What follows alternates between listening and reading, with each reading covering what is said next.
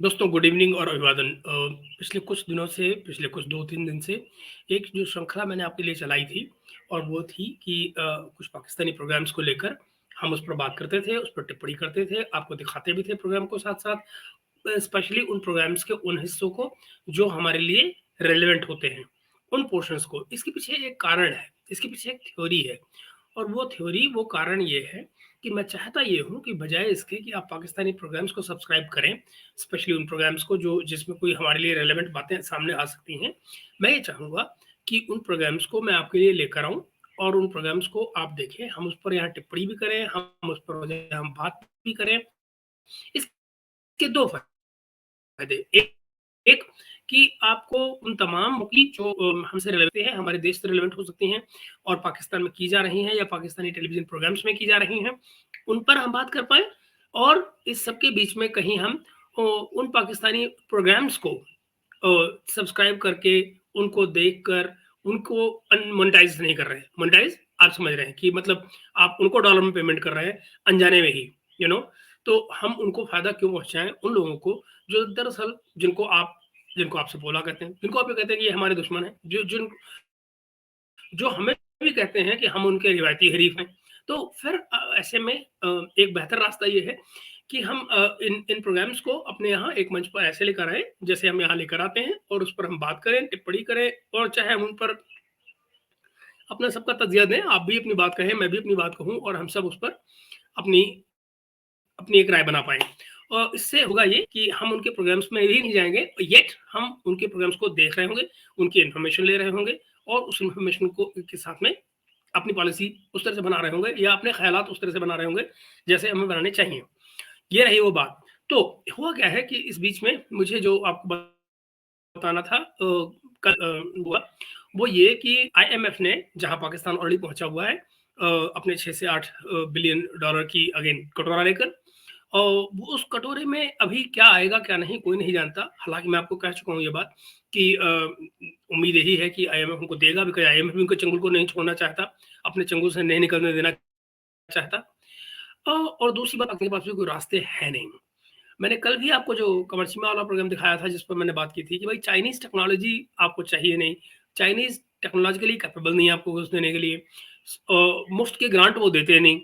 जो जो लोन्स वो देते हैं उस पे इंटरेस्ट वसूलते हैं। जब वो इंटरेस्ट आप उनका नहीं देते हैं तो आपको गरियाते हैं, आपको माल लेने के चक्कर में सारन डेट उनका उनका जो डेट सारन गारंटीज़ होती हैं, उनको बनाने चल देते हैं। उन्होंने आस-पास तमाम मुल्कों में ऐसा किया है, चाहे वो ओमान हो, चाहे यू नो ओमान तो नहीं, सूडान की बात की जा सकती है, साउथ सूडान का या आप श्रीलंका की बात कीजिए या ऐसे ही तमाम दूसरे मुल्क, यू नो। तो ये सिलसिला उनका चल रहा है। तो कल क्या हुआ इस सिलसिले में जहाँ पाकिस्तान ऑलरेडी अपनी एप्लीकेशन दे चुका है आईएमएफ में अगली ग्रांट यानी ग्रांट तो नहीं, अगली लोन के लिए जो कि 6 से 8 बिलियन का होने जा रहा है। 6 उनका कोटा, 2 बिलियन जो है वो क्लाइमेट के नाम पर। क्लाइमेट के नाम पर भी शायद उनको मिल जाए इसलिए भी क्योंकि इसका एग्ज़ाम्पल मौजूद है कि अभी हाल ही में बांग्लादेश को मिला है क्लाइमेट के नाम पर बढ़ाकर लोन।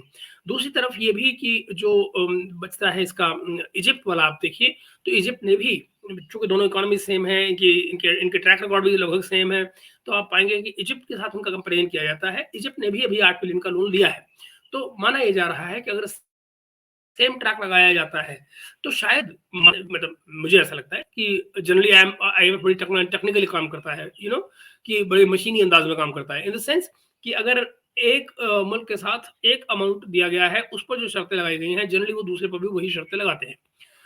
तो उन्होंने इजिप्ट पर जो शर्तें लगाई हैं, उसमें ये है कि उन्होंने 30% एट वन गो ओवरनाइट 30% उन्होंने करेंसी डिप्रिसिएशन किया था और लगभग जो जो इंटरेस्ट रेट था उस पे अच्छी खासी बढ़ोतरी की थी। मुझे एकदम से इस वक़्त याद नहीं आ रहा है, शायद 10% ऐसे कुछ बढ़ोतरी की थी इंटरेस्ट रेट पर। तो I am not sure but I believe it was around 10। तो खैर, तो ये रहे वो मुद्दे। तो कल आईएमएफ ने जो अपनी असेसमेंट निकालते हैं, वो इकोनॉमिक आउटलुक निकालते हैं डिफरेंट कंट्री का जिनसे वो डील कर रहे हैं। वहाँ पर उन्होंने कल पाकिस्तान को डाला यमन, सूडान, इथियोपिया इस तरह की कंट्रीज़ के साथ में, सोमालिया और इराक इस तरह की कंट्रीज़ के साथ में उनको मिक्स अप करके उनकी कैटेगरी में उनको डाला। यानी संदेश साफ था ये इंडिया पाकिस्तान जैसे रिलेटिव या कंपैरिजन ना करो, तुम्हारा कंपैरिजन यहाँ होता है एटलीस्ट इन इकोनॉमिक टर्म्स। ये सारे कंट्रीज कैसे हैं? ये सारे कंट्रीज ऐसे हैं जहां इंटरनल स्ट्राइफ चल रहा है, सिविल वॉर जैसी कंडीशंस बनी हुई हैं, वायलेंस फैला हुआ सोसाइटी में। That is how it is. So मैं आपको लेकर चल रहा हूं पाकिस्तान के एक ऐसे प्रोग्राम में जहां पर आप सुन पाएंगे कि रिएक्शन, और फिर मैं आपको दूसरा सुनाऊंगा नजम सेठी का रिएक्शन, जो कि उसके बिल्कुल बरक्स है, बिल्कुल उसके अपोजिट है। तो दोनों ओपिनियन इसलिए इंपॉर्टेंट थे ताकि आपको दो कॉन्ट्रा व्यूज मिल पाए। मैं ये मेरी कोशिश थी इन दो क्लिप्स को लेने के जरिए। तो आपको मैं पहले क्लिप की तरफ लेकर चलता हूं और फिर हम उस पर बात करते हैं कि दरअसल हो क्या रहा है। लीजिए।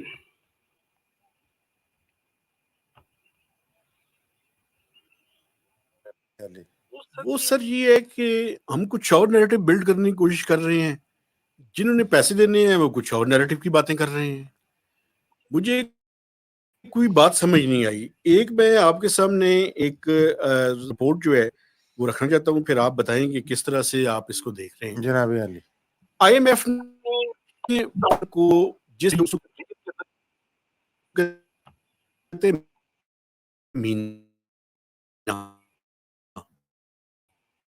Meena and north Africa, Pakistan को उस रीजन में उन्होंने रखा हुआ है।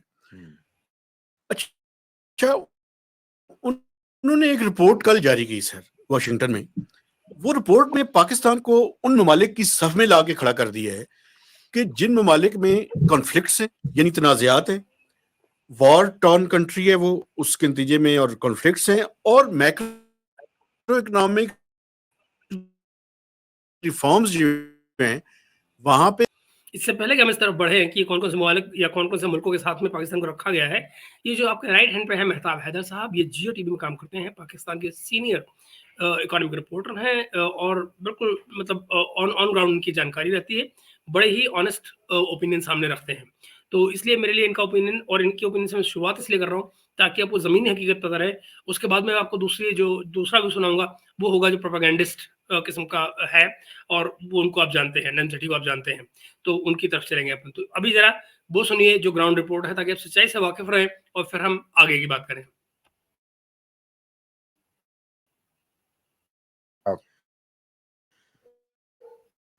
उनमें है सर इराक, पाक, सोमालिया, सूडान, सीरिया और यमन। अब ये बड़ी खतरनाक बात है मेरी नजर में। हमारे फाइनेंस मिनिस्टर और उनकी टीम वॉशिंगटन और अमेरिका यात्रा पे है। हम ये कह रहे हैं कि हम 38% से इन्फ्लेशन को 21% पे ले आए हैं। हम ये कह रहे हैं कि नेगेटिव से पॉजिटिव ग्रोथ की तरफ जा रहे हैं।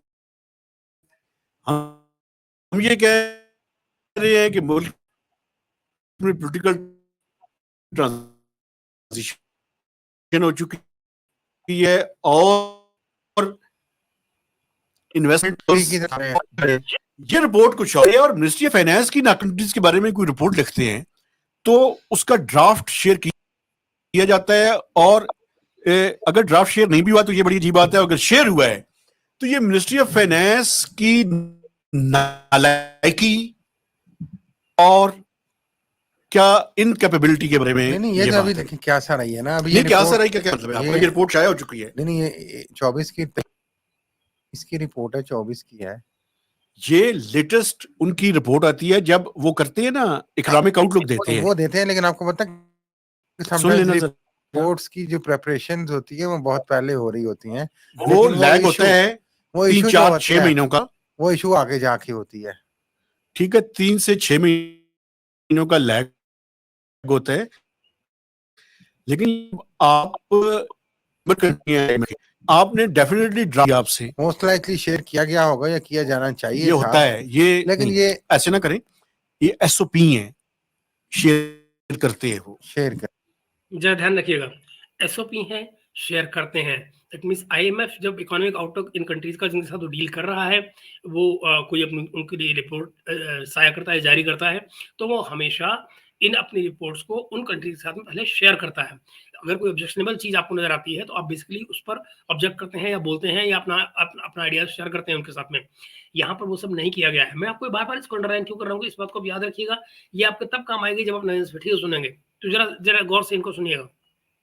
करते हैं, लेकिन ये काबिल तशवीश बात तो है। देखें, एक तरफ तो देखें इसको, अगर आप हकीकी नुक्ता नजर से देखें, जी प्लीज।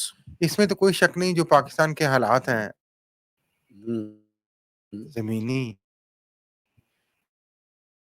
वो तो बदकिस्मती से इतने अच्छे नहीं है हमारे प्यारे मुल्क। हम्म, वो हर्ट हो रहा है, तो कॉन्फ्लिक्ट हमारा अफगानिस्तान से भी चल रहा है, इंडिया से भी जी एक बात। स्लीपिंग कॉन्फ्लिक्ट हमारा बड़ा लंबा चल रहा है। अभी अभी स्लीपिंग है, कभी कभी ये जाग भी जाता है। हम्म। उसके साथ साथ छोटी मोटी अब ईरान से भी हमारी मामला शुरू हो गए, पंगा शंगा है, लेकिन मेरी बात सुनिए मेरी। फिर अंदर भी आप मुझे हमारे। ये बताएं कि 9/11 के बाद जो पाकिस्तान में इंटरनली सूरत नहीं हाल नहीं, थी मैं वैसी तो नहीं है। नहीं है, मैं ये अर्ज कर पाकिस्तान रहा ने तो था कि बहुत देखें, इम्प्रूव कर ली है। एक तरफ से देखें तो ये पिक्चर तो है, लेकिन दूसरी तरफ वही बात जो आपने भी की है, अब IMF के खुद जो एमडी की रीसेंट स्टेटमेंट्स आई हैं, जी। उसमें वो कह रहे हैं स्टेबिलिटी की तरफ जा रहा है, बड़ी अच्छी रिफॉर्म्स ला रहे हैं, हम इनके साथ मिलकर काम करेंगे। दूसरी तरफ बरखा वो की दे रहे जो हैं। लेटेस्ट सिचुएशन है वो इस रिपोर्ट से थोड़ी सी डिफरेंट है, और ये रिपोर्ट थोड़ा सा लैग के साथ आई है, तो शायद ये इसलिए मुझे लग रहा है कि इसमें कोई मसला है। लेकिन इसमें जो अल्टीमेट मैं जिसकी तरफ निशानदेही करना चाहता हूँ सर, वो ये है कि ये जो रिपोर्ट है ये शो कर रही है कि IMF की थिंकिंग क्या है पाकिस्तान के बारे में, समझते क्या है। ये है वो कीवर्ड जिसकी तरफ आपको लाना चाहता था सर, औकात की है। ये जो औकात है ये उन्होंने अंडरलाइन करनी थी। औकात उन्होंने क्या बताई, आप सूडान के साथ बैठने लायक हैं, आप यमन के साथ बैठने लायक हैं, आप यमन इन्हीं कंट्री के साथ आप बैठ सकते हैं। This is where your comparison lies, because IMF क्या है, मॉनेटरी बॉडी, वो आपसे किन मामलों में डील कर रही है, इकोनॉमिक मामलों में। तो जो आपका कंपैरिजन करेगी वो पॉलिटिकल कंपैरिजन नहीं करेगी, वो आपका इकोनॉमिकल कंपैरिजन करेगी। तो जो इकोनॉमिक कंपैरिजन होगा वो आपका इन्हीं मुल्कों के साथ हो सकता है, क्योंकि दरअसल आप यहीं बिलोंग करते हैं, इकोनॉमिकली वहीं बिलोंग करते हैं। That is how it is. तो ये जो बात कह रहे हैं, जो मेहताब हैदर साहब बात कह रहे हैं कि भाई सड़ी औकात की, तो यही है औकात, और वो यही बता रहे हैं कि आपकी औकात ये है। ये साड़ी अब अच्छा, औकात के बाद जो अगली बात है ना सर, हम IMF के प्रोग्राम में जाने वाले हैं हुजूर। हाँ जी जी और मैं आपको ये शेयर कर सकता हूं कि हमने फॉर्मली IMF से रिक्वेस्ट कर दी है, कर दिए। और हम मेरे ख्याल है उनसे 8 अरब डॉलर लेना चाह रहे हैं। जी तकरीबन, मैंने, अगर मैं अपनी तारीफ नहीं करना चाहता, लेकिन मैंने कोई 1 महीना पहले हुजूर $6 to $8 बिलियन का फिगर आपके भाई ने दिया था माशाल्लाह माशाल्लाह। आर्गुमेंटेशन के साथ। 6 बिलियन हमारा वो EFF के तहत शेयर है, 2.5 से $2 बिलियन हम लेना चाहते हैं थ्रू क्लाइमेट फाइनेंस। तो ये मिला के $8 बिलियन हो जाएगा, और ये हम लेना चाहते हैं। लेकिन मैं बताना ये चाहता हूं आपको कि मई के फर्स्ट वीक में IMF की टीम पाकिस्तान में होगी, अच्छा, और तकरीबन 20 दिन से लेके 1 महीने तक यहाँ रहेगी। अच्छी बात है, मेहनत करनी चाहिए, पैसे देने हैं उन्होंने, काम करें, 3 डिस्कस साल करें। का प्रोग्राम डिजाइन करना है, लिखना है, एग्रीमेंट करना है, और आवाम के वो नट पेच हमने जो कसने हैं बेचारों के, ठीक करने हैं। वो करने हैं। लेकिन मैं ये कहूँ कि बड़े ही जो मोहतरम है आपके बड़े फाइनेंस मिनिस्टर औरंगजेब साहब मोहम्मद, वो डोनाल्ड लू से मिले हैं उधर। हाँ, उनसे ये अब डोनाल्ड लू की तरफ हम नहीं जाएंगे, उसका रीजन है डोनाल्ड लू की तरफ ना जाने का, और वो ये कि हमें अपने फोकस को रखना है इकोनॉमिक, और हम वहीं पर टिके रहेंगे। तो मित्रों, हम चले अपनी बात को लेकर आगे, और वो ये कि अब हमारे हमारे साथ जुड़ेंगे नए यात्री। और नए यात्री कौन जुड़ेंगे इसमें, इस मामले में आप ये ध्यान रखिएगा कि मैं एक्चुअली गड़बड़ हो रही है, मुझे आपको एक स्क्रीन शेयर करनी पड़ेगी मुझे आपके साथ में। तो let me just do that. और जी, हाँ बिल्कुल, ये रही स्क्रीन। तो मैं आपको जो ये बता दूं कि ये जो हमने अभी बात की आपसे, इसमें आप ये ध्यान दें कि ये जनाब जो मेहताब हैदर साहब को जानकारी दे रहे थे, इसका मायने क्या है? इसके मायने ये, एक, पाकिस्तान को औकात पे रखना। दूसरी बात कि जो अब आपका आने वाला जो प्रोग्राम होगा, ये जो इस पे इसका असर पड़ेगा, इन द सेंस कि अब चूंकि आप डायर कंडीशन में हैं, इकोनॉमिक डायर कंडीशंस में, तो IMF की शर्तें ही बदलेंगी। उनको अपनी रिकवरी भी करनी है, उनको अपने प्लान भी लेने हैं। और याद रहे, पाकिस्तान इस बात के लिए जाना जाता है कि जो वादे करते हैं उससे मुकर जाते हैं बाद में। तो अब इस बार IMF पिछले दिनों में जो करता आ रहा है वो क्या है कि जनरली वो इनसे पहले अपने वादे पूरे करवाता है, फिर अगली ग्रांट देता है, या अगली किस्त देता है पैसे की। इस तरह चीजें चल रही हैं, तो उसका भी इम्पैक्ट आएगा। लेकिन आपको दिखाता हूं मैं इसका काउंटर व्यू, आपको पेश कर रहा हूं मैं नजम सेठी साहब को। नजम सेठी साहब क्या है, ये नज़दीक है नवाज़ शरीफ के आजकल। और दूसरी तरफ ये रिप्रेज़ेंट करते हैं कि अपनी जो इन्फॉर्मेशन का जो सोर्स होते हैं वो बेसिकली अड्डे से आती हैं, वो उधर फौजियों की तरफ से। तो वहाँ इनके कॉन्टैक्ट होते हैं जहाँ से अपनी खबरें लेते हैं, अंदर की आवाज़ जिसको होते हैं, जो चिड़िया बताती है वो दरअसल वहीं से आती है। तो अब आप ज़रा देखें कि उनका इस बारे में क्या कहना है, और आप ज़रा उनके एक्शंस पे गौर कीजिएगा, उनकी अदाओं पे गौर कीजिएगा, उनकी लफ़्फ़ाज़ी पे गौर कीजिएगा। ज़रा ये गौर करें। मैं आपको दिखाता हूँ इनको अब, नज़म सेठी साहब को।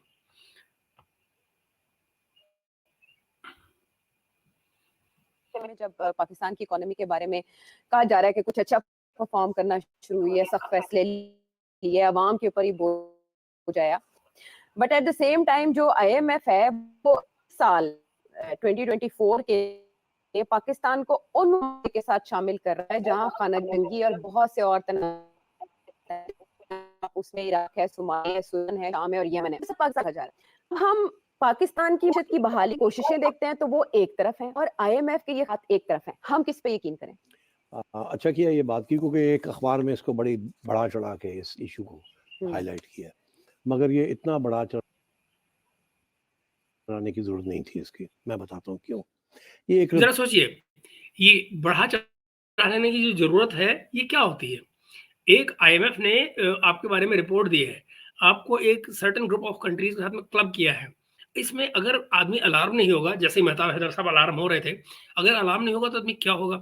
इन्होंने बाय द वे गौर कीजिएगा, ये कहीं भी ये जस्टिफाई नहीं किया है कि उस अखबार ने क्या अनरीजनेबली इसको अगर लिख दिया है कि बड़ा खूब बढ़ा चढ़ा के लिखा, तो बढ़ा चढ़ा के क्या लिखा है ये वो नहीं बताएंगे। जरा गौर से देखिएगा, ये वो कतई नहीं बताएंगे आपको कि बढ़ा चढ़ा के क्या लिखा है।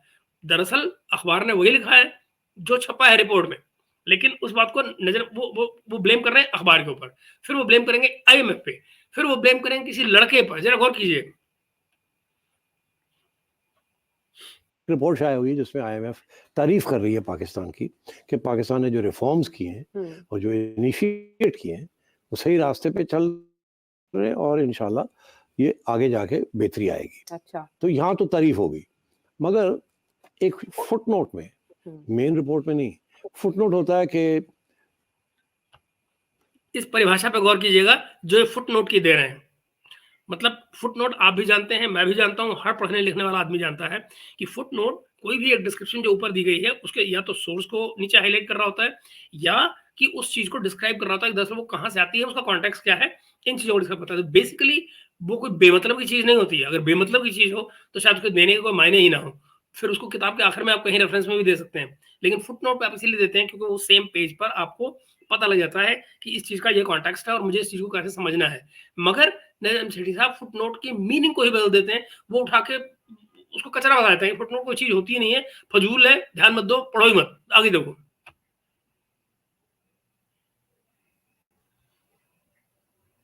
कोई एक छोटी सी चीज होती है जो रह जाती है, वो कहते हैं कि हम नीचे लाइन ड्रॉ करके ना तो एस्टेरिस्क लगा के यहाँ फुटनोट में भी एक और कोई पॉइंट रेज कर देते हैं। उसकी कोई अहमियत इतनी नहीं होती, वो फुटनोट होता है। वो मेन जो है वो मेन रिपोर्ट में होती है। मेन रिपोर्ट बड़ी पाकिस्तान के हक में है। एक फुटनोट में उन्होंने जिक्र कर दिया कि दरअसल हमारी एक कैटेगरी है जिसके अंदर हम उन ममालिक को शामिल करते हैं जहाँ जंग की सूरत है, दहशतगर्दी है या जंग की सूरत है, जिसके साथ खाना जंगी है, जिसके साथ हम उन ममालिक को। अब जरा गौर कीजिएगा ये लैंग्वेज पे, ये स्ट्रगल कर रहे हैं वर्ड्स के साथ में वहां पर, जंग जंग जंग जंग, वो ये ऐसा क्यों हो रहा है? Because he is fumbling for words, क्योंकि उनको पता है कि यहाँ मैं गड़बड़ कर रहा हूँ। तो वहां आपको अचानक रिकलेक्ट करना पड़ रहा है कि सेंटेंस कैसे फॉर्मुलेट किया जाए, क्या बोला जाए यहाँ पर, और वो स्ट्रगल आप यहाँ पे देख रहे हैं। तो मैं थोड़ा सा इसको एक सेकंड के लिए पीछे करके आपको दोबारा से दिखाता हूँ और जरा ये स्ट्रगल को आप नोट करिए। जंग की सूरत है जिसके साथ खाना जंगी है, जिसके साथ हम उन ममालिक को इमदाद देने के लिए तरीके और ढूंढने पड़ते हैं, किस किस्म की इमदाद देनी है। अच्छा। या देनी है या नहीं देनी, या कौन सी कंडीशंस लगानी है। तो उनका ये कहना है कि ये जिन ममालिक का आपने नाम लिया है, इसमें सोमालिया, सूडान, सीरिया, इराक, यहाँ खाना जंगी है, यहाँ जंग चल रही है किसी के साथ। वो कहते हैं कि जनवरी 1 से लेके 2024, जनवरी 1 से लेके मार्च 1 तक, ये 3 माह के अंदर अंदर अगर इन किसी मुल्क के अंदर 25 से ज्यादा हलाकतें हो जाएं, हलाकतें हो जाएं हम्म, और जंग टेररिस्ट अटैक के टेररिस्ट नतीजे में या या किसी वॉर भी की तरह, वजह से, हाँ, तो उनको हम कहते हैं वॉर टॉर्न इकोनॉमीज। ओके, उनके कॉन्सेप्ट है कि ये वो मईशत है जहाँ जंग जारी है। तो क्योंकि पाकिस्तान के अंदर हाल में बहुत गर्दी हुई, आप जिसमें 5 लोग मारे गए हैं, तो इसलिए पाकिस्तान का पाकिस्तान का टेंशन भी आ गया है। यहाँ तो 25 से ज्यादा मारे गए हैं, हमारे यहाँ तो 3-4-5 सोल्जर हर रोज मारे जा रहे हैं। कोई बलूचिस्तान। अच्छा, आप सोचो, जरा सोचो दोस्तों, अगर एक जगह पर या एक कंट्री में या एक शहर में कहीं भी अगर रोज आप खुद मान रहे हैं कि रोज 4-5 मारे ही जाते हैं रोज, मतलब दैट मीन्स कि आप यहाँ टेरर एक्टिविटी इस लेवल पर है या सोशल स्ट्राइक इस लेवल पे है जहां पर लोग एक दूसरे को रोज 4-5 लोग तो एक दूसरे को मार ही देते हैं। तो आप मुझे बताइए, अगर वो डिस्टर्ब सोसाइटी नहीं तो और क्या होती है डिस्टर्ब सोसाइटी? नजम सेठी साहब हमको ये बता रहे हैं कि 5-7 लोग रोज मर गए तो क्या मुश्किल है? ऐसे ही रोज एक दूसरे को उठा के पार्टी हो रही है, मार दो। इस किस्म का कुछ नोशन वो दे रहे हैं। मतलब अगर 3 महीने में उन्होंने एक डेफिनेशन बना रखी है, तो वो डेफिनेशन तो आप जानते हैं ना। अगर ये डेफिनेशन आप आज बता रहे हैं, तो ज़ाहिर है ये डेफिनेशन आप पहले से जानते हैं आईएमएफ की। तो क्या आपने उस डेफिनेशन में फिक्स अप होने की कोई कोशिश की? क्योंकि अल्टीमेटली पैसे लेने तो आप जा रहे हैं ना वहाँ, वो तो नहीं कर रहे। They are not coming to you, you are going to them. You need them, they don't need you. तो आप अल्टीमेटली उस फ्रेमवर्क में कहीं फिट होते हैं क्या? आप दरअसल उस डेफिनेशन को भी चेंज करना चाहते हैं जो उनकी है, यानी देने वाले की है। आप जरा कल्पना कीजिए, ये वहां पे ऑब्जेक्शन रेज कर रहे हैं कि भाई आप एक्चुअली जो कंडीशन इन्होंने लगा रखी है ना, वो कंडीशन ही गलत है।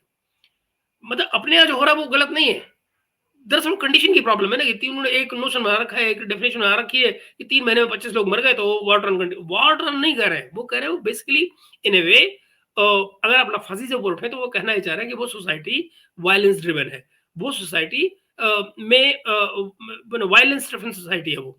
This is what they mean. और वो तो बात सही है तुम्हारे बारे में, वो आप खुद भी अपने मुंह से मार रहे हैं। 5-7 लोग तो ऐसे मर जाते हैं हमारे यहाँ, कोई फौजी मर गया, कोई सिविलियन मर गया। जरा देखें आगे। पाकिस्तान में मारा जा रहा है, कोई अप नॉर्थ मारा जा रहा है, जिसके अंदर टीटीपी और बाकी टेररिस्ट ग्रुप जो अफगानिस्तान में बेस्ड हैं, वो इस्लामिक स्टेट खोरासान और टीटीपी, ये हमले कर रहे हैं हमारे ऊपर, और बलोच इंसर्जेंट्स हमले कर रहे हैं। तो वो कहते हैं कि इस कंडीशन की वजह से पाकिस्तान को भी कंक्लूड कर। ये लैंग्वेज जरा देखिए, बलोच इंसर्जेंट्स हमारे ऊपर हमले कर रहे हैं, यानी क्या बलूचिस्तान आपका हिस्सा नहीं है? इतना लैंग्वेज देखिए, इस लैंग्वेज पे गौर कीजिए। बलोच इंसर्जेंट्स हमारे ऊपर हमले कर रहे हैं, यानी बलूचिस्तान एक्चुअली कोई और चीज है, वहां पे इंसर्जेंट्स रहते हैं और वो इंसर्जेंट्स पाकिस्तान पर हमले कर रहे हैं। That's what they imply. ये कहना क्या चाह रहे हैं? लिया जाए इस कैटेगरी के अंदर ऑफ वॉर टॉर्न कंट्रीज, वो ममालिक जहां जंग हो रही है। अच्छा, अब ये मसला है, ये तो मेरे हिसाब से फुटनोट में भी नहीं आना चाहिए था। अच्छा, क्यों? इसलिए कि यही हुआ, इतनी प्रोमिनेंस मिल गई कि आपके एक अखबार ने हेडलाइन लगा दी और आपने मुझे ये सवाल पूछ लिया, परेशान हो गई आप कि ये क्या हो रहा है। मतलब बेसिकली सच नहीं बोलना चाहिए भाई। अगर वो नहीं बोलते, अगर फुटनोट में नहीं देते, अगर वो क्लासिफिकेशन नहीं करते, तो क्या तुम्हारी सोसाइटी की सच्चाई बदल जाती? सच्चाई तो यही है ना कि 5-7 रोज मर रहे हैं और वो 5-7 मिनिमम है। तो ऐसे में प्रॉब्लम क्या है तुम्हारा? उनका प्रॉब्लम ये है, अगर आप नहीं लिखते तो न्यूज नहीं आती, न्यूज़पेपर आर्टिकल नहीं लिखता, या बड़ा नहीं इसको बनाता, न्यूज को हाईलाइट नहीं करता, उससे लोगों को पता नहीं लगता, उससे हमारी बात बनी रहती। ये क्या तरीका? मतलब दरअसल यही प्रॉब्लम है पाकिस्तान का, हिपोक्रेसी। सच को आंख में आंख डाल के नहीं देखना, यही इनकी प्रॉब्लम है। हालांकि ये बिल्कुल आईएमएफ ने ज्यादती की है। अच्छा, उसकी वजह, एक तरफ आईएमएफ पैसे दे रहा है आपको मईशत के लिए और कॉन्फिडेंस रिस्टोर करने के लिए, ठीक, जिसके बेसिस के ऊपर आपको सऊदी अरेबिया और यूएई वगैरह भी दे रहे हैं। आईएमएफ दे रहा है तो वो दे रहे हैं। आप जरा सोचो, एज इफ कि आईएमएफ पैसे देकर, मतलब या ये आईएमएफ से पैसे लेकर कोई एहसान कर रहे हैं। भाई आप सऊदी अरब से अगर पैसे ले रहे हैं, ये सऊदी अरब आपको पैसे दे रहा है, तो ये आपके और सऊदीज के बीच का मामला है। सऊदीज ने सिर्फ ये कहा है कि हम आपको पैसे तब देंगे अगर आप IMF के अम्ब्रेला के नीचे होते हैं, तो ये इतनी सी बात है। तो इसमें ऐसी क्या रॉकेट साइंस है दोस्तों, जो इन भाइयों को समझ नहीं आ रही। कोई मुझे समझाए। मतलब अपने को ये नहीं पल्ले पड़ रहा कि आपकी दिक्कत क्या है, यू नो, अल्टीमेटली आपकी दिक्कत क्या है। तो ये कुछ बात समझ में नहीं आ रही कि नरेंद्र साहब कहना क्या चाह रहे हैं, लेकिन आगे देखिए। आप तो एक रीबिल्डिंग प्रोग्राम जा रहे हैं, आप तो पाकिस्तान को बेल आउट कर रहे हैं, ये वॉर ऑन इकोनॉमी तो है नहीं। आप जब इसको वॉर ऑन इकोनॉमी की कंडीशंस के अंदर डाल देते हैं, तो वक्त की है IMF ने, ये किसी बेवकूफ यंगस्टर ने उस फुटनोट के अंदर लिख दिया कि मतलब कर्जे की जरूरत आपको है, सब कुछ मारामारी आपकी है, सोसाइटी आपकी डिस्टर्ब है, और हिमाकत किसकी है? IMF की। मतलब अच्छा, फिर एक तरफ आप पैसे दे रहे हैं, आपको पैसे देने हैं हमें, तो आप मतलब जो कर्ज दे रहा है वो ये भी इंश्योर करे कि भाई इस चुनमुन की जिसको मैं पैसे दे रहा हूँ उसकी बदनामी नहीं होनी चाहिए, क्योंकि अगर मैं उसको बदनामी दूंगा तो बेसिकली इन वे ये कहने जैसी बात है कि देखो बदनाम करोगे तो हम पैसे देने लायक नहीं बचेंगे, फिर मत कहना, फिर हम पैसे वापस नहीं करेंगे। I mean what else are you trying to say के लिए। और जो सारा IMF का प्रोग्राम है और पाकिस्तान को सपोर्ट करना, उसके ऊपर पानी फेर दिया। वो अच्छा। फुटनोट में भी ये नहीं आना चाहिए था। पहली बात। दूसरी बात ये है कि अब जबकि ये आ गया है, पहली बात तो ये है कि हमारे जो नेगोशिएटर्स हैं, कम से कम उनकी इतनी एक तो चिड़िया IMF में होनी चाहिए थी ना, कि पता लगता कि इस रिपोर्ट के अंदर ऐसी चीज भी लिखी जाने जा रही है। अगर उनको ये नहीं पता करना कि जब वो मेहताब हैदर साहब बता रहे थे कि उस चीज को याद रखिएगा और गौर कीजिएगा, बात क्या थी? उन्होंने कहा था ये SOP है, रिपोर्ट पहले शेयर की जाती है मेंबर्स के साथ में। सो दैट मीन्स कि बेसिकली इनको दी गई है रिपोर्ट शेयर की गई है अंडर SOP। IMF या वर्ल्ड बैंक इस तरह से काम नहीं करते, ना ADB। ये क्या कर रहे हैं? ये जनाब टीवी स्टूडियो में बैठकर प्रोपेगेंडा कर रहे हैं, बॉल डाल रहे हैं IMF के कोर्ट में, एक नैरेटिव बनाने की कोशिश कर रहे हैं जो कि झूठ पे मगनी है।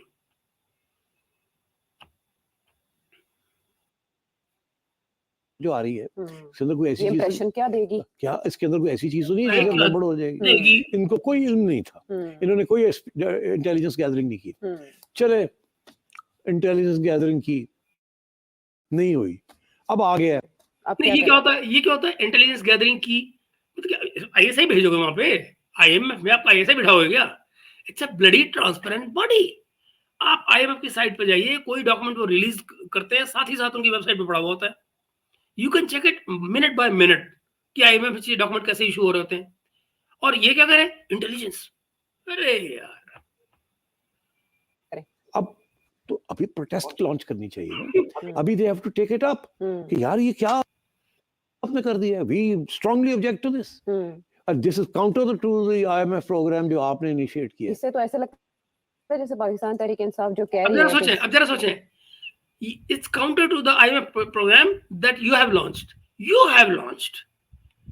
I mean, भीख मांगने तुम गो लाला, तुमने प्रोग्राम लॉन्च किया है, तुमने रिक्वेस्ट की है कि हमारे लिए प्रोग्राम लॉन्च करो, और कॉन्ट्रेरी वो कैसे हो गया भाई? अगर वो ग्राउंड रियलिटी साहब के आगे नहीं देखेंगे तो भला वो अपने पैसे कैसे वसूलेंगे? फिर वो आपको रिफॉर्म कैसे बताएंगे? वो आपकी रियलिटी के बेसिस पर ही तो आपको कोई ना कोई रास्ते सुझाएंगे कि आप अपनी इकोनॉमी का साइज बढ़ाइए, या आप टैक्स नेट बढ़ाइए, किन किन लोगों को टैक्स नेट में लाइए, किन सेगमेंट्स को आप टैक्स नेट में लाएंगे। जैसे एग्रीकल्चर की बात कर रहे हैं, रियल स्टेट की बात वो कर रहे हैं, ये तमाम चीजें हैं ना, तो वो तभी कर पा रहे हैं बिकॉज वो आपकी सोसाइटी को एनालाइज कर रहे हैं लगातार। अब उनका मतलब ये है, आप फैक्ट बेस्ड एनालिसिस क्यों करते हैं? आप सिर्फ वही एनालिसिस करिए जो हम कहते हैं और हमें सूट करता है। क्यों? क्योंकि वो हमारा नैरेटिव है, हमारे नैरेटिव को चीजें सूट करनी चाहिए।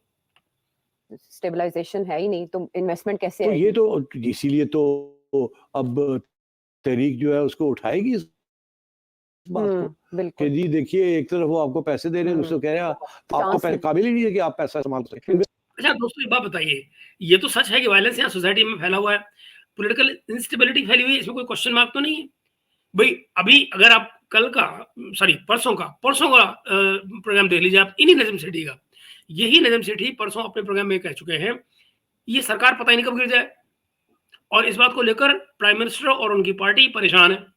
कि सरकार का फ्यूचर कुछ नहीं है। इसीलिए खुद ये परसों बोल चुके हैं कि नवाज शरीफ जो है वो पंजाब को गवर्न कर, पंजाब को पर ध्यान फोकस कर रहे हैं अपनी बेटी के साथ मिलकर, ताकि ये गवर्नमेंट अगर जाती है तो पंजाब का वोट बैंक किसी हालत में बचाया जा सके। ये नजम सेठी परसों कर चुके हैं। अब जरा सोचिए, ये कॉन्ट्रारी भी विद इन 2 डेज अपनी ही बात को कंट्राडिक्ट कर रहे हैं। इन्वेस्टमेंट यहाँ कैसे आएगी? अगर ऐसी बातें शुरू हो गई तो इन्वेस्टमेंट यहाँ से कहाँ से आएगी?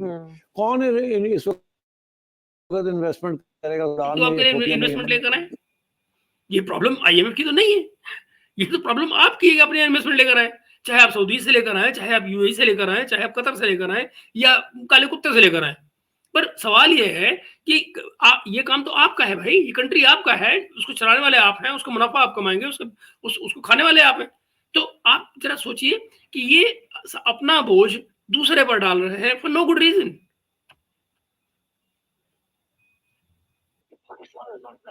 Pakistan is not that case. तो इसलिए ये बड़ी ज्यादती की है आईएमएफ के किसी बच्चे ने और डाल दिया है। हो सकता है कि अब मैं इसमें कंस्पिरेसी थ्योरीज में नहीं जाता, मगर आजकल इंडियन अमेरिकन जो हैं बड़ी हर जगह में पहुंचे हुए हैं। इसको जरा देखो, मैं कॉन्स्पिरेसी नहीं डाला, मतलब इतनी देर से जो बात कर रहा हूँ वो है क्या? वो कॉन्स्पिरेसी थ्योरी तो है, और फिर अब ये नई कॉन्स्पिरेसी, इंडियन अमेरिकन हर जगह पहुंचे हुए, इंडियन अमेरिकन हर जगह पहुंचे हुए, ये नहीं कॉन्स्पिरेसी तो और क्या है लाला? और इतना डर लगता है इंडियन अमेरिकन से, एक वो गंजा जिहादी, उसको डर लगता रहता है, वो इंडियंस ऊपर आ रहे हैं, बहुत मैथमेटिक्स पढ़ते हैं, बहुत इंग्लिश पढ़ते हैं, और यहाँ पे हर जगह पे छाए हुए हैं, माइक्रोसॉफ्ट में आए हुए हैं, गूगल में आए हुए हैं, वो राम जाने का, वो वैसे ही परेशान रहता है बेचारा, डॉलर करता हुआ। यहाँ ये इंडियन अमेरिकन को लेकर अपना रो रहे हैं। चेक किया जाए, मैं समझता हूँ वी शुड फाइंड आउट कि क्यों ये फुटनोट आया है, और we should protest to the IMF. ये footnote जो इसको remove किया जाए इस रिपोर्ट से. This is very damaging to Pakistan, even as a footnote. अच्छा, even as a footnote है। अब तुम लाला मतलब घर में नहीं है दाने, अम्मा चली बनाने, ये फालतू में परेशान चौड़े हो रहे हैं। अबे तुम आईएमएफ तुमको दरवाजा रास्ता में दिखाता है, भाई साहब पूरा दरवाजा साइड हो जाओ, आगे चलो, नहीं बात करते तुमसे, आगे बोलो। फिर क्या करोगे भाई? फिर आप उसी के पैरों में गिरोगे। यही वो लैंग्वेज थी जो इशाकदार बोलते थे, आंख में आंख डाल के बात करनी चाहिए आईएमएफ के, घुटना मिला के खड़ा कर दिया उसने, और आपने वो सब किया जो आईएमएफ ने कहा। और फिर आपका प्राइम मिनिस्टर खड़ा होकर दुनिया में क्या कह रहा था कि मेरे से नाकों से लकीरें निकलवा ली, तो पता नहीं हमसे क्या क्या करवा लिया। तो खैर आगे देखिए, वो जो वजारत खजाना के हुकाम की नाकिस हैंडलिंग का कह रहे हैं कि आईएमएफ के मामलात को उन्होंने नाकिस हैंडल किया, उस पर प्रोटेस्ट उनका लॉन्च करना बनता है, लेकिन आपने लॉन्च कर दिया है।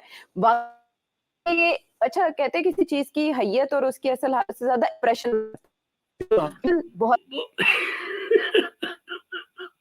आप जरा सोचिए, मतलब रियलिटी का तेल लेने इंप्रेशन बढ़िया पड़ना चाहिए। वो एक ऑर्थर मिलर का प्ले हुआ करता था, डेथ ऑफ सेल्समैन, तो वो उसमें लिखता है ना कि भाई जो सेल्समैन है वो चाहे दिन में खाना उसको बेचारे को 2 टाइम का ना मिला हो, लेकिन उसके शू की पॉलिश नहीं शाइन कम होनी चाहिए, उसका जूता जो है वैसे चमकना चाहिए जैसे सेल्समैन का मॉर्निंग में चमकता है, वैसे शाम तक चमकना चाहिए, चाहे वो एक बार खाना नहीं खाए। So this is impression is और उसी पे कायम है दुनिया की निशानदही कर दी कि ये फुटनोट में आया है और इस पर पाकिस्तानी हुकाम का एहतजाज बनता है, क्योंकि एक तरफ वो कोशिशें कर ररहे हैं, सरतोड़ विजिट कर रहे हैं अमेरिका के हमारे वजीर खजाना, और यहाँ पर ये रिपोर्ट ये कह रही है कि वो जिनके हालात अंदरूनी सतह पर इतने खराब हैं, उन ममालिक के साथ पाकिस्तान को जी। तो इस बीच में जो इनके वजीर खजाना यानी कि जो फाइनेंस मिनिस्टर इनके मोहम्मद औरंगजेब, वो पहुंचे हुए हैं अमेरिका, और कल ही उनकी मुलाकात यानी जब किताब रिपोर्ट निकली जिस दिन, उसी दिन उनकी मुलाकात हुई है क्रिस्टलिना जॉर्जीवा से, जो कि एमडी हैं आईएमएफ की। तो आप मुझे बताइए, अगर ये रिपोर्ट इतनी ही गलत है तो उनको क्या खबर नहीं लगी थी ये सब क्या हो रहा है, और क्या वो वहां ऑब्जेक्ट नहीं कर सकते थे? बेसिकली बात ये है, इस तमाम ड्रामे के बावजूद ये इस चीजों को वैसे ही इन टोटल एक्सेप्ट करेंगे, जो आईएमएफ कहेगा वो करेंगे, क्योंकि इनको चाहिए पैसा, बात खत्म। रखा जा रहा है। जब बात अंदरूनी मामलात की हो रही है तो जरा हम और बात इससे ज्यादा हम यूं नहीं करेंगे कि अंदरूनी हालात में अभी बात करने जा रहे हैं मोहतरमा मोहसिन नकवी साहब की, जो कि हमारा अभी का कंपैरिजन हमारे अभी का सब्जेक्ट नहीं है।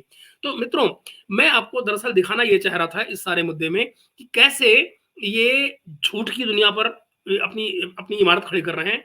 और दरअसल सीन कैसा है आईएमएफ का, और आईएमएफ ने इनको कहाँ रखा है, इनकी औकात बताते हुए आईएमएफ ने इनको रखा है सूडान के साथ में, यमन के साथ में, इराक के साथ में। इनको एग्जैक्टली इनकी फाइनेंशियल औकात बता दी है।